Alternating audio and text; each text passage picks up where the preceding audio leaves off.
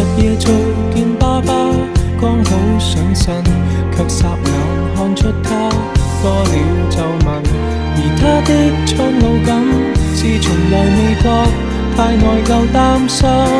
最心痛是愛得太遲，有些心意不可等某個日子，盲目地發奮，忙其實自私，夢中也習慣有壓力要我得志。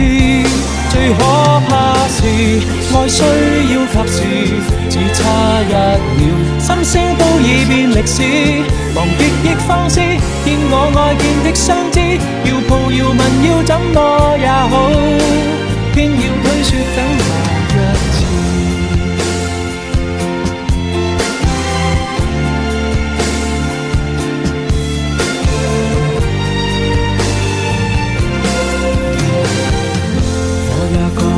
體質仿似下降，看了症得到是別要太忙，而影碟都掃光，但從來未看，因有時趕。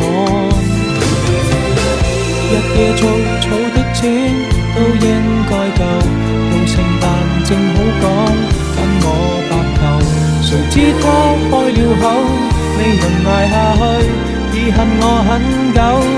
錯失太易，愛得太遲，我怎想到他忍不到那日子，麻木地發奮，忙從來未知，幸福會掠過，再也沒法說中意。愛一個字也需要及時，只差1秒，心聲都已變歷史，為何未放肆？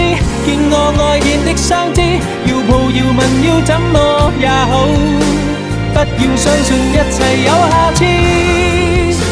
相擁我所愛又花幾多秒，這幾秒能夠做到又有多少？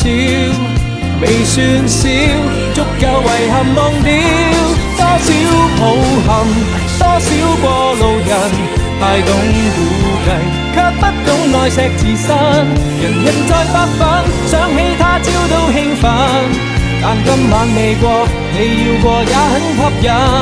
縱不信運，你不過是人，理想很遠，愛於咫尺卻在等。來日別操心，趁你有能力開心，世界有太多東西發生，不要等到天上。